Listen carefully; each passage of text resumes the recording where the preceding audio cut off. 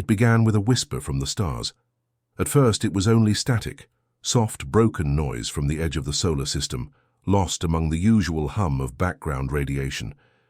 The kind of thing deep space listeners heard every day and quickly ignored, but then it repeated, a short coded burst, 3 seconds long, a pattern too precise to be natural. In a forgotten monitoring outpost drifting through the Kuiper Belt, a single technician looked up from his console.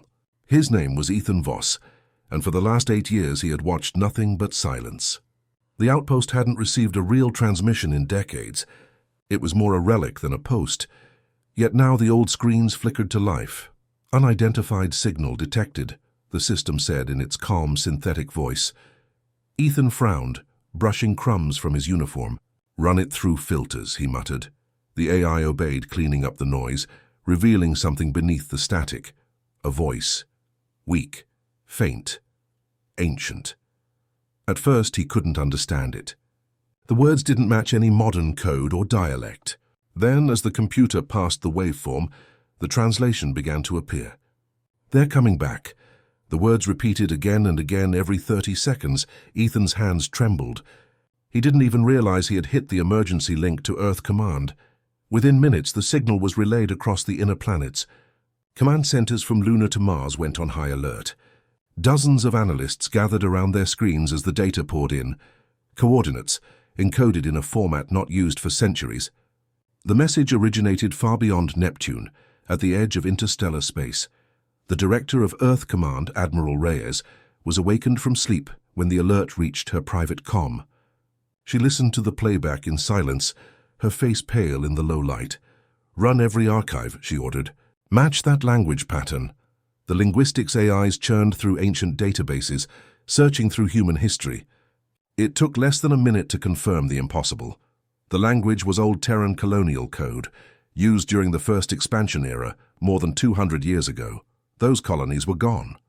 Wiped out during the galactic purge. Nothing had survived, and yet something was speaking from their grave.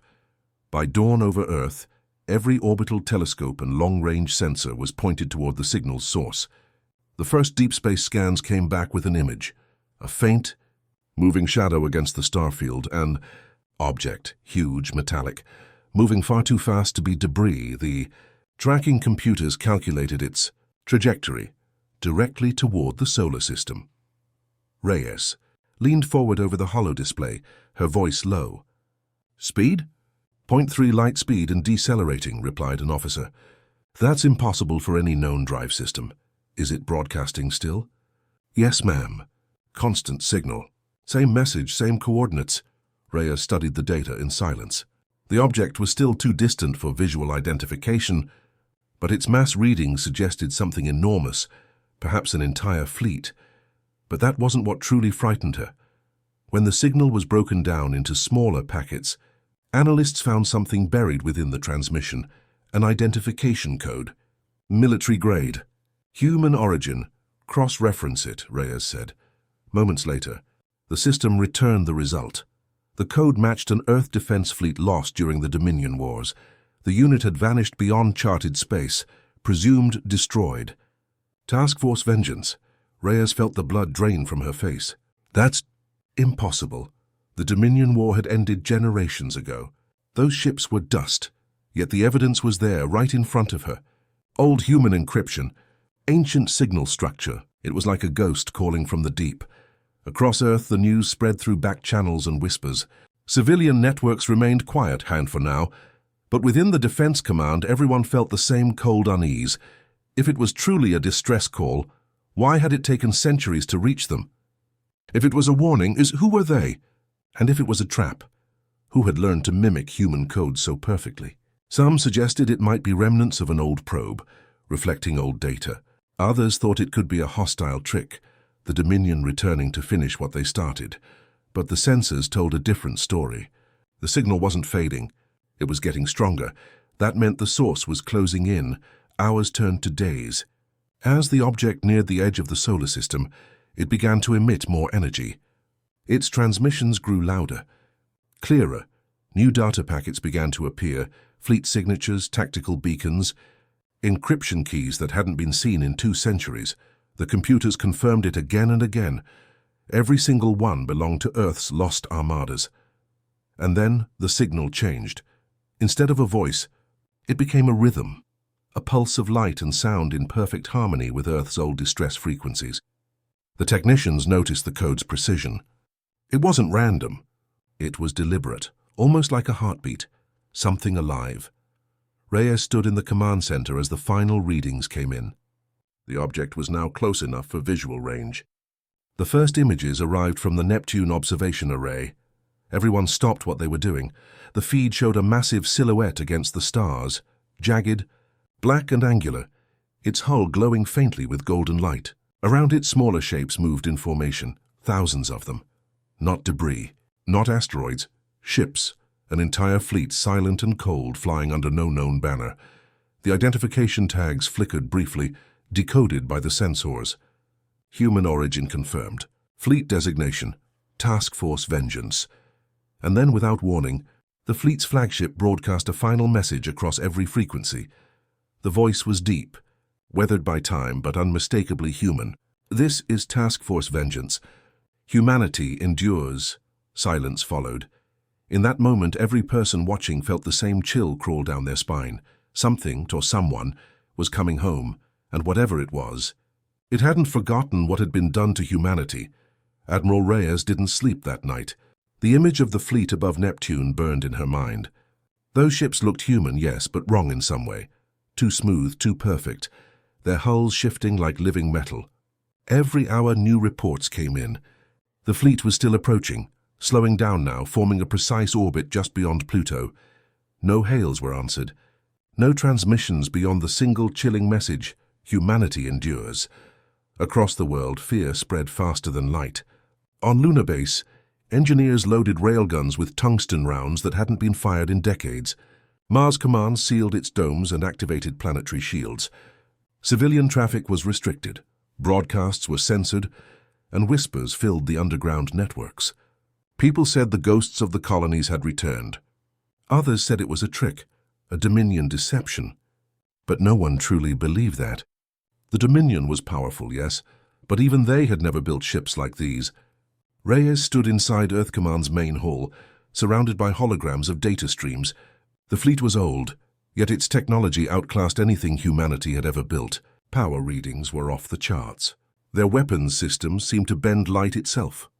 One of her officers, a young lieutenant, spoke softly, "Ma'am, what if they really are ours?" Reyes didn't answer. Her eyes were fixed on the tactical map.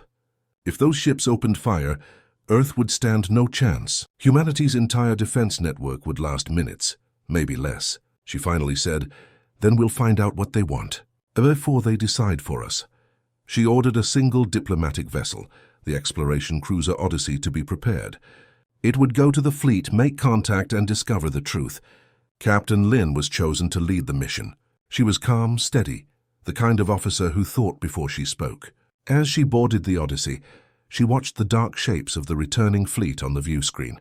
Thousands of ships moved in perfect silence, forming patterns so precise they looked choreographed. When her ship left Earth orbit, the tension in her crew was thick enough to feel. No one spoke. The only sound was the soft hum of the engines. Hours passed as they approached the fleet's perimeter. Every scan returned strange results: shields of unknown design, hull materials that defied classification. At last, one of the giant ships turned toward them, a dreadnought easily 10 kilometers long. Its surface rippled like liquid steel, reflecting starlight as if it were alive. Then, for the first time, the fleet responded. A transmission appeared on the screen, no video, only a voice. "Exploration Vessel Odyssey," it said, the tone deep and calm. "This is Admiral Kale, commanding Task Force Vengeance. You have nothing to fear. We have returned home." The bridge went silent. Lynn felt her chest tighten. "Admiral Kale," she repeated slowly, "you were lost during the Dominion War, over 200 years ago." The voice replied after a pause. "Lost, yes, but not gone." The transmission ended. A corridor of light opened between the dreadnoughts, leading directly toward the center of the fleet. Lynn knew what it meant, a summons. Against her instincts, she gave the order. "Take us in." As the Odyssey moved through the towering warships, her crew stared in awe. Each vessel bore marks of battle, Scars, fractures, blackened hulls, but somehow they were still intact, still alive. Energy pulsed beneath their surfaces like veins. It was as if the ships themselves breathed. When they reached the flagship, a docking beam extended, connecting to their hull. Lynn and her security team stepped into an airlock, weapons holstered but ready. The doors opened to reveal a vast, dim corridor lined with glowing symbols that shifted like water. The air was heavy with static and age. Figures appeared, humans or something close to it. They wore armor that flowed like fabric, their eyes faintly golden, their movements smooth and quiet. One of them stepped forward. "The Admiral is expecting you." Lynn followed in silence. Every step echoed like thunder in the still air. When the doors to the command chamber opened, she finally saw him. Admiral Kyle stood tall, his face pale but unlined, eyes glowing faintly with gold light. He looked human, but not entirely. Time had not touched him. "Welcome home, Captain Lynn," he said. "We have much to discuss." Lynn hesitated. "You were declared lost centuries ago. How are you here?" Kyle turned toward the holographic display beside him. It showed a map of unknown galaxies, strange symbols orbiting distant suns. "We fled the Dominion ambush," he said softly. "We thought we could find safety beyond known space, but we found something else." His eyes darkened. A dead galaxy. Ruins of civilizations older than time itself. Machines that outlasted stars. We learned from them, and they learned from us. Lynn's blood ran cold. "You mean?" "Yes," Kyle said. "We changed. We became what we had to be to survive. And now we have returned, not as conquerors but as a warning." Lynn's voice was barely a whisper. "A warning of what?" Kyle looked up, and for a moment the light in his eyes flickered like fire. "Because something followed us back. Back on Earth, the world waited in silence. The message from Admiral Kale spread through every command center, every hidden channel, and every sleepless mind. 'They have returned,' the report said, 'and they are human.'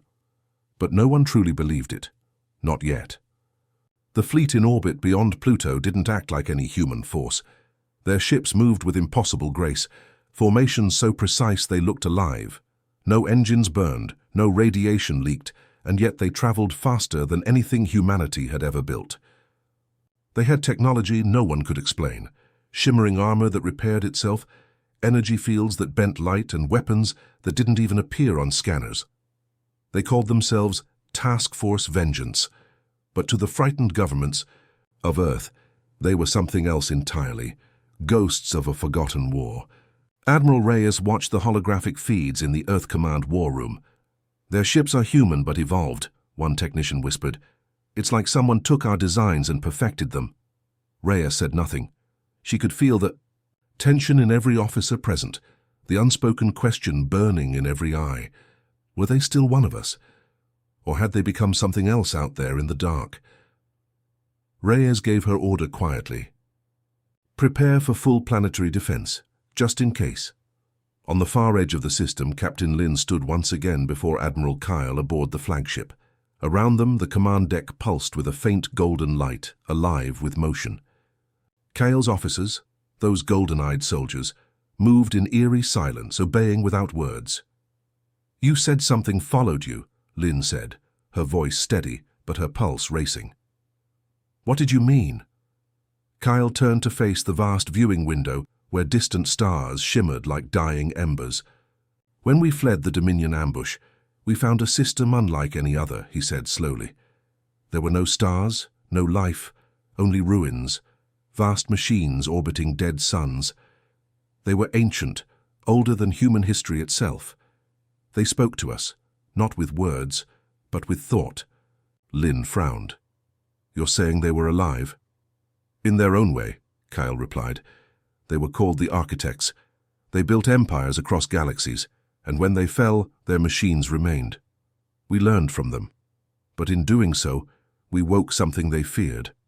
Lynn's stomach tightened. "What did you wake?" Kyle's eyes glowed brighter, almost burning now. "The Dominion was never the greatest threat, Captain. The Architects built Guardians, machines programmed to erase civilizations that tampered with their creations. We found one, and it found us. We fought it for years beyond the edge of known space. We destroyed it, or thought we did, but now its signal has returned. It followed us home. Lynn's breath caught. You're saying something worse than the Dominion is coming? Yes, Kyle said simply. And it won't stop until every trace of us is gone.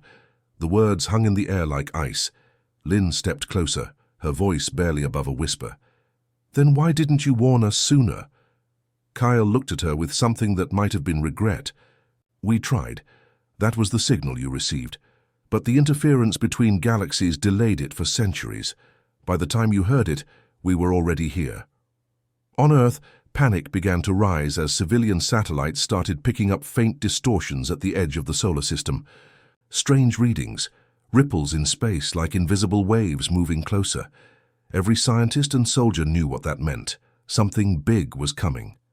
At the same time, Kyle's fleet began to shift formation. Thousands of ships aligned in perfect order, their golden light intensifying as if preparing for war. Earth Command demanded answers, but Kyle sent only one message. Do not engage. We will stand between humanity and what follows. Reyes clenched her jaw as she read the transmission. Between us and what? She whispered. Then the deep space sensors screamed. The data flashed red. Something enormous had just entered the system. A gravitational distortion unlike anything ever recorded. It was not a fleet. It was a storm. A storm made of ships, dark and countless, pouring through a rip in space like a swarm of shadows. Kyle's warning had come too late. Humanity's deadliest fleet turned toward the threat, forming a massive defensive wall beyond Neptune. On board the flagship, Kyle's officers moved with machine-like precision. Target locks established, one of them said, their voice echoing through the chamber. Kyle raised his hand. All ships, defensive stance. No one passes this line. Lynn could only watch in silence as the impossible unfolded before her eyes. The returning fleet of humanity, changed and reborn in the dark, now faced a nightmare that no living human had ever seen. The sky beyond the window filled with fire and movement as the first enemy signatures appeared, shapes that twisted and shifted like living shadows feeding on the light. Kyle turned to Lynn, his voice calm but heavy with finality. This is why we came back, Captain. To stand where humanity once fell.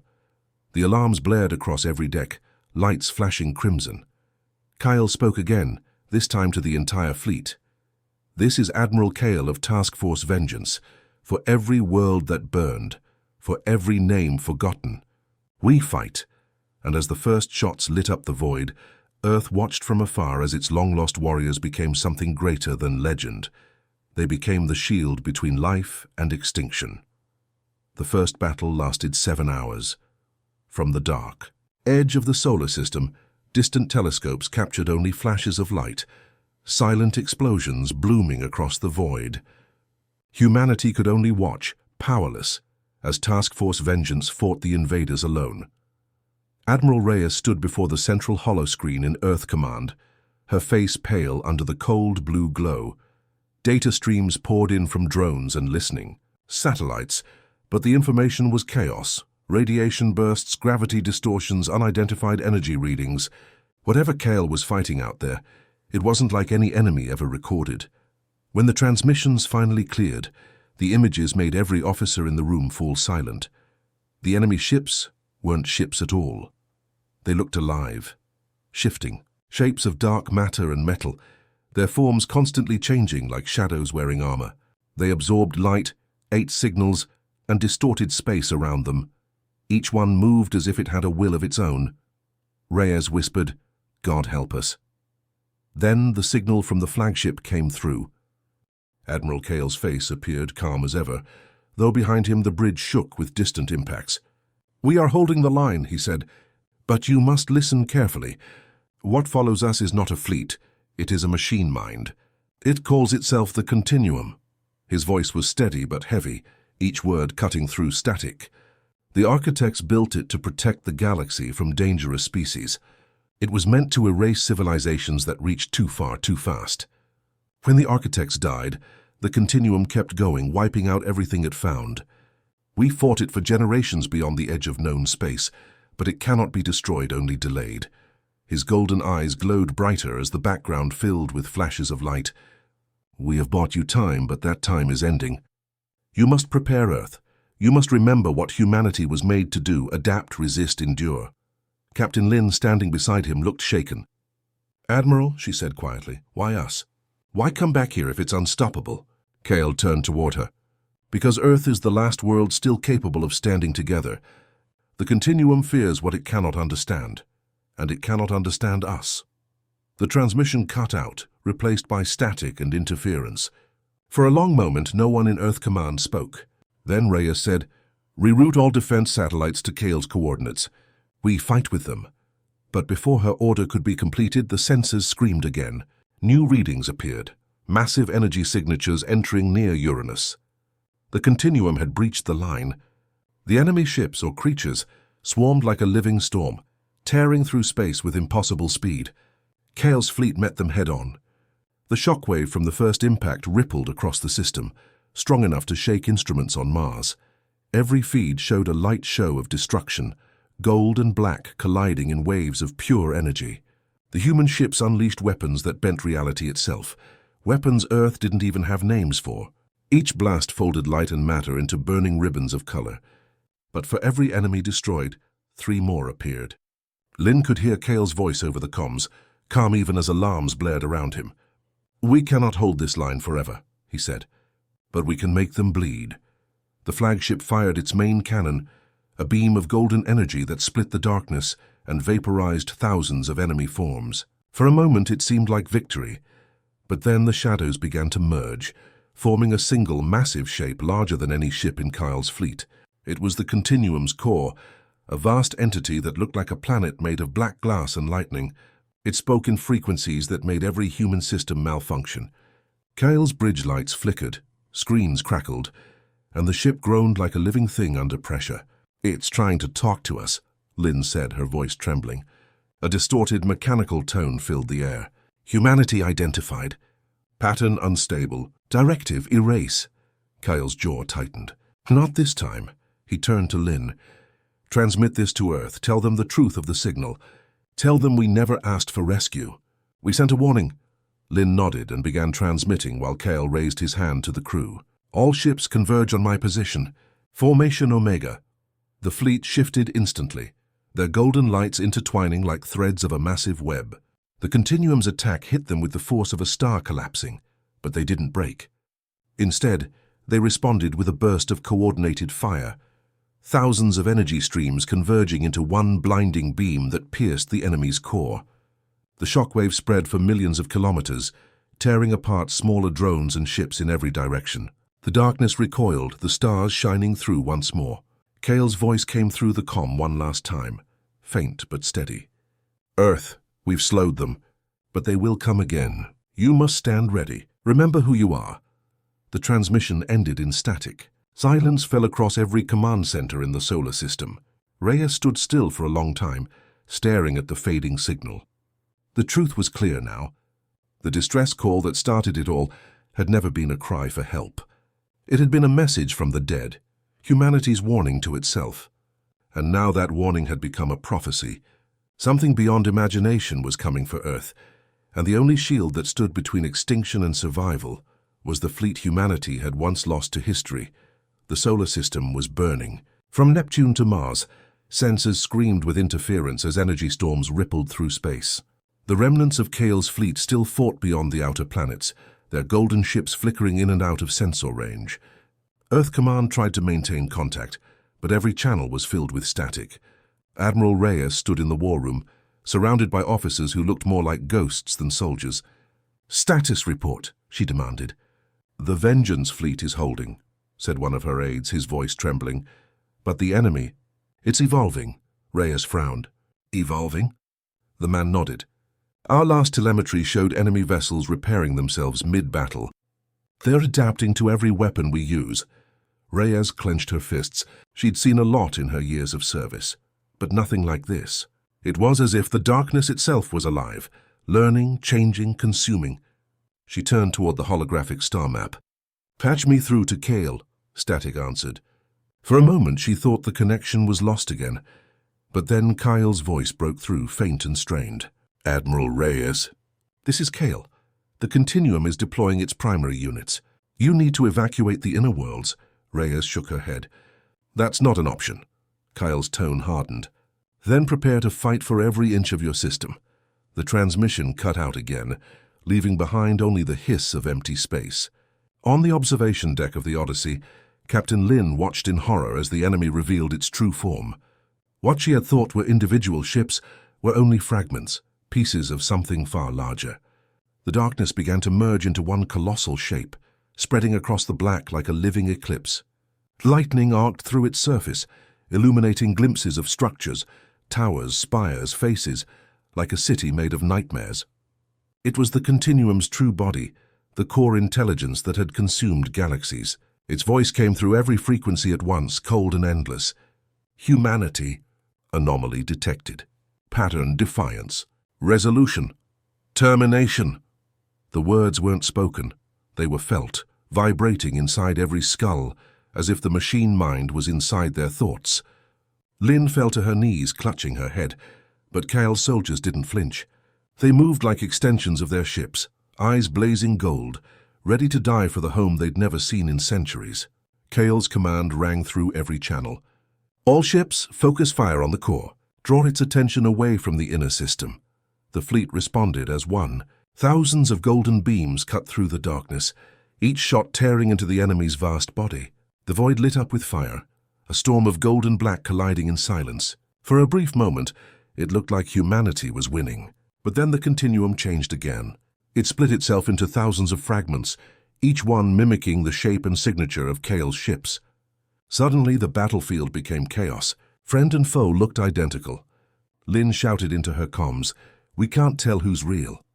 The Continuum's strategy was perfect. It turned humanity's greatest strength, unity, into confusion. Kale knew what had to be done. "Activate the Black Sun Protocol," he said. His officers hesitated only for a moment before obeying.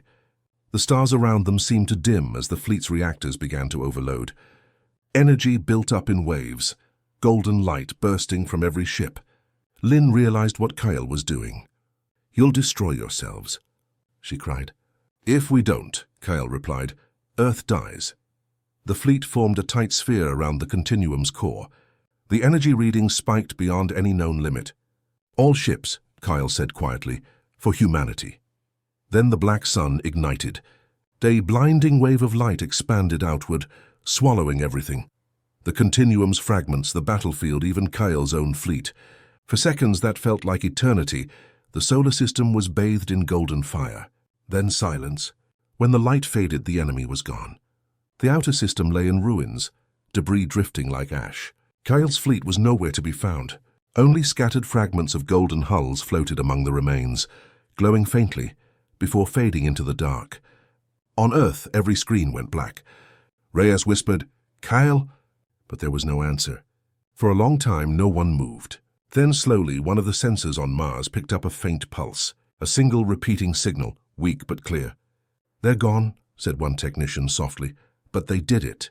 The enemy retreated. Reyes exhaled, her voice shaking. "At what cost?" The pulse repeated again, and this time the computers translated it. A message from the void. "Humanity endures. Protect the flame."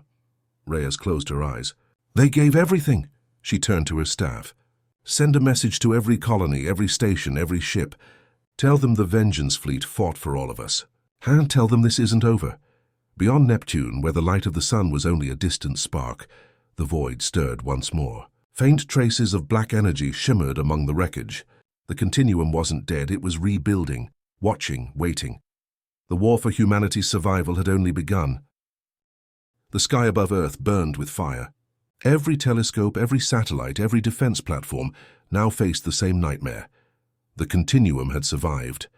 The swarm that Kale's sacrifice had scattered was returning, reforming, and heading straight for the cradle of humanity.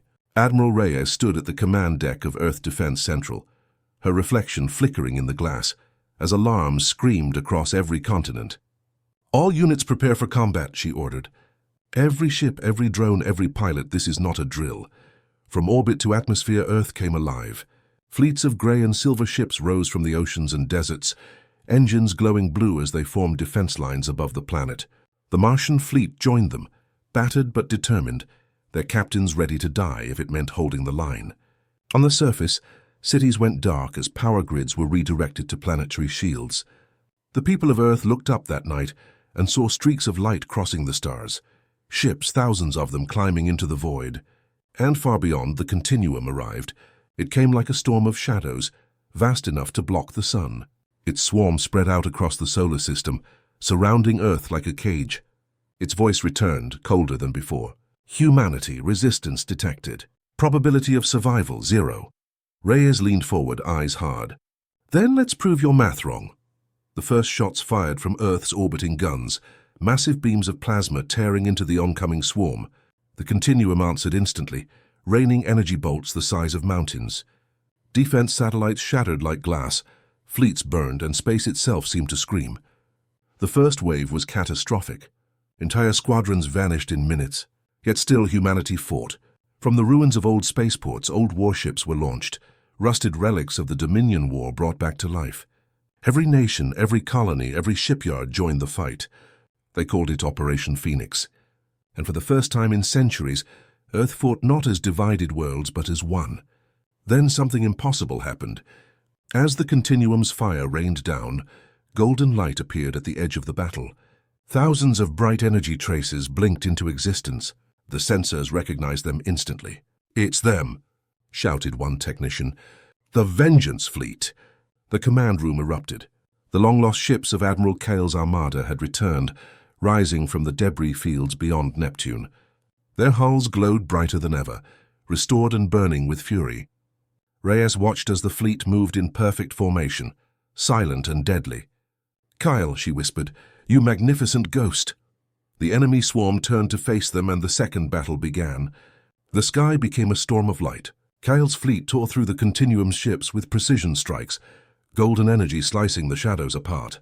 Human vessels followed in behind, fighting beside their ancient kin, as if they had always trained together. Every second was chaos. Explosions, screams, static, but also unity. The kind of unity only humanity could summon when the end was near. In the command core of the flagship Vigilant, Admiral Kyle's voice echoed once again, transmitted to every human ship. "Earth's flame will not go out today. All units, follow our lead. Push them back to the void." The fleet formed a spearhead, diving straight into the heart of the Continuum's mass. The enemy responded with overwhelming power, its core pulsing like a dying star. But Kyle's fleet didn't flinch. They met it head-on, a storm of gold against black. Captain Lin, now commanding the Odyssey, watched as her sensors lit up with energy readings beyond comprehension. "They're merging," she said. "Their ships are burning themselves out to power the main cannon." A voice came over the comm, Kale's, calm and final. "Tell Earth to look to the stars. We fight for them now." The fleet's energy signatures spiked. A single beam of golden light erupted from their formation, brighter than the sun itself. It struck the Continuum's core, piercing through its layers of armor and machinery. The shockwave spread across the entire swarm, ripping it apart from within. From the surface, people saw it as a second sunrise, an explosion of gold that filled the heavens. The Continuum screamed, its voice echoing across every comm channel, then fell silent. When the light faded, only debris remained. Humanity's fleets drifted in silence, scarred and broken but alive. The threat was gone. Rhea stood at her console, tears glimmering in her eyes. "They did it," she whispered. Across the world, people began to cheer. For the first time in living memory, humanity had faced extinction and survived. The final readings came in. Kyle's flagship was gone. Not destroyed, not adrift. Just gone. No wreckage, no signal, no trace. Only one message appeared in the system logs, encoded in ancient human code. "We are the shield that guards the flame. When the stars call again, we will return." Reyes smiled softly. "Rest well, Admiral." And above the blue curve of Earth, the wreckage of battle slowly drifted in the light of a new dawn. The sky was scarred, the planet battered, but the species once forgotten by the galaxy had done the impossible. They had fought the darkness and won. The silence after the war was heavier than the battle itself. Space was quiet, almost too quiet, as the broken remains of ships drifted like ghosts around Earth. Humanity had won, but the cost had been beyond measure. Half the fleet was gone, the orbital stations destroyed, and the surface cities below were still burning from the debris that had fallen through the atmosphere. Admiral Reyes hadn't slept in 3 days.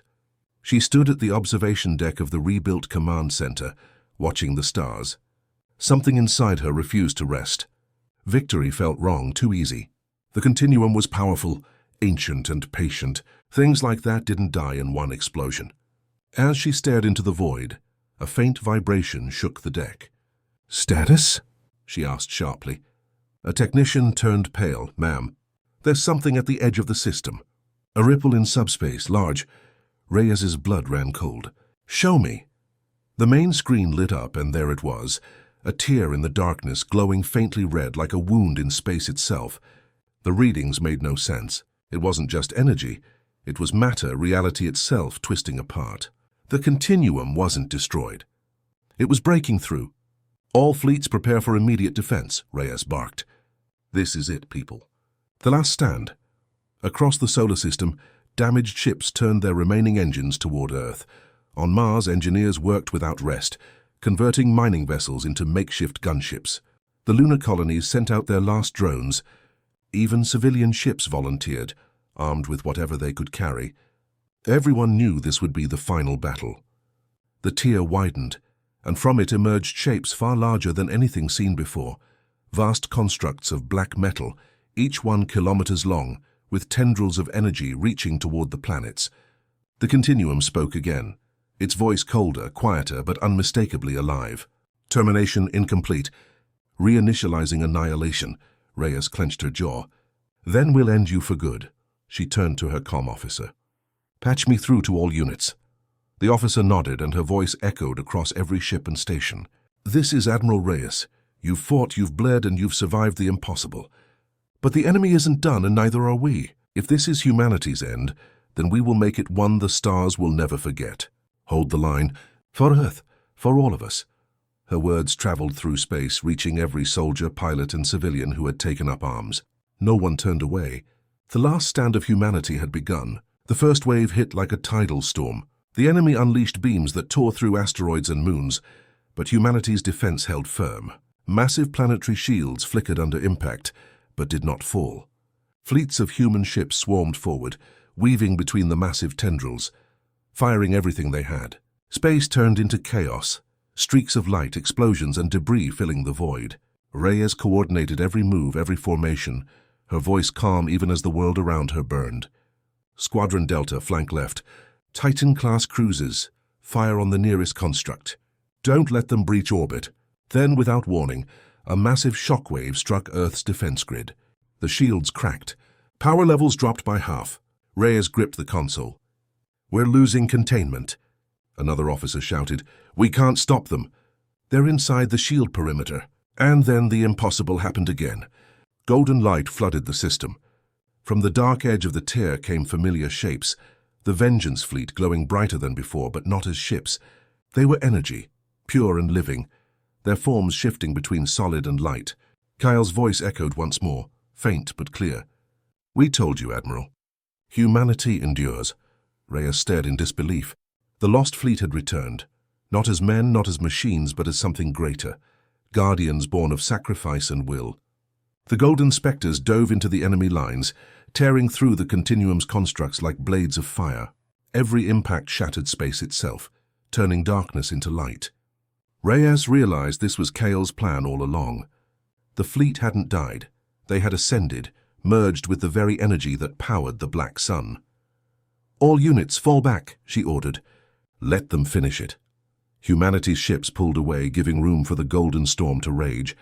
The continuum screamed, its core unraveling as Kale's fleet surrounded it. One last surge of power burst from the enemy, but the light held strong. Kale's voice spoke again, softer now. "Admiral Reyes, tell them to keep the flame alive." And then, in one final explosion of gold, the continuum vanished.